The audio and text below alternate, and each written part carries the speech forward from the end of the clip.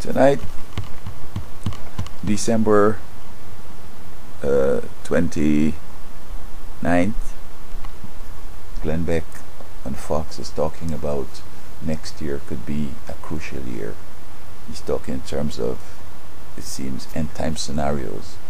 And he's recommending that individuals prepare for the worst and hope for the best. He says that you need to stock up stuff, maybe he has a jersey, say, can't remember what it says. And then in the interval, an advertisement was talking in terms of you need to buy gold as opposed to having cash. Now, Glenn Beck is talking a lot about religion and so on. Religion overshadows his speech.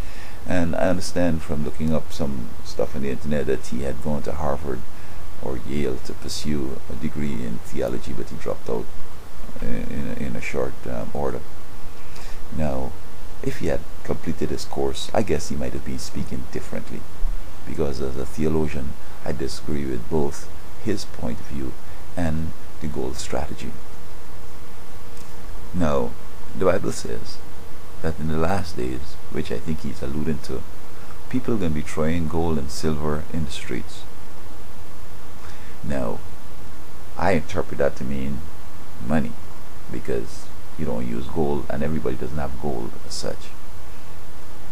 So, if you take it literally, people will be throwing gold in the streets. If you take it figuratively, people will be throwing money in the streets. So, why then is buying gold is a good strategy, except it's good for their business and perhaps to hoodwink some people into feeling that they're taking care of the future.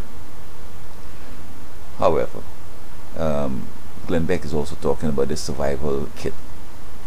And again, from my theological studies, I'm advised that, you see, the end time is going to be something like when Jezebel was chasing Elijah, and Elijah was hiding in the woods, and God sent a raven that fed him fish and sandwich and stuff like that. And this is the same scenario. Jesus says that your bread and water can be sure. You don't have to worry about stuff. As long as you're in his care, he's going to provide bread and water. Now, I've gone into the end time scenarios in which the authorities are hunting down people who are Christians. It's something like in Rome when Caesar wanted to rebuild a certain part of Rome modern technology and so on. You just burned on the place and was just fiddling and blamed on the Christians. And you can imagine how the Christians were being hunted down. And this is the same scenario the Antichrist is going to try. So they won't have the opportunity of taking the goods with them. In fact, I'm also advised that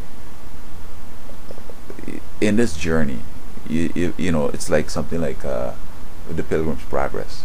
People start off, with a nice car, or you haul the car and that car towing thing, trailer, and they have all the fancy stuff, the books, the gold, and the mementos, the furniture and all that stuff. And as they're on the freeway, and then they came off into a city, and then they went up into the trail to go up in the mountains. So they have to park all that stuff. They can't take it up on in the trail, and so it's just the clothes on your back. You'll be able to get through and move on. That is my philosophy, and I have to start over and over and over so many times. People are just trying to keep me down, and I just amass something.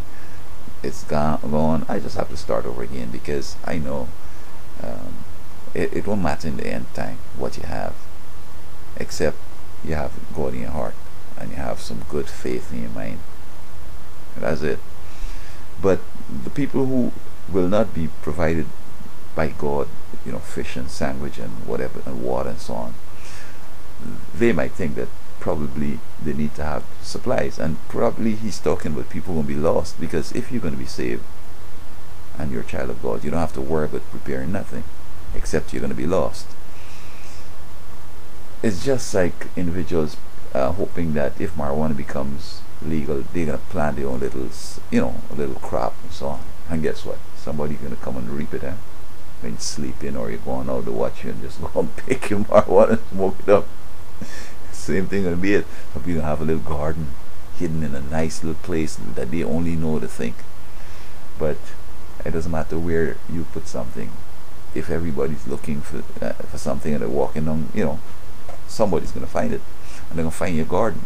In fact, if you have in your basement some good stuff, everybody in the food bank and all over trying to get something to eat, and you at home and you just whistling and you having your TV on, and you looking good, they'll suspect that you have some stuff in there. They ain't come and take it. All right. So I don't know what Glenn Beck is talking about, because buying up gold might be a good economic strategy, but it's not for survival for the end time, because what you gonna do with it anyway? Because it's going to heaven or going to hell. So you don't need that stuff. Gold has streets paved in gold, and diamond studded place and all this kind of stuff. And only if you're going to be lost, you might want to prepare supplies, because God is going to provide for his children, the ones who have accepted him and who will go with him to heaven.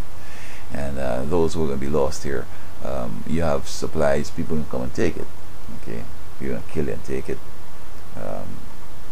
Plus, if you have to leave your home because of natural disasters, you can't take it with you. So I think Glenn Beck needs to study some good theology and understand what he's talking about, because he's just so misleading and out of touch.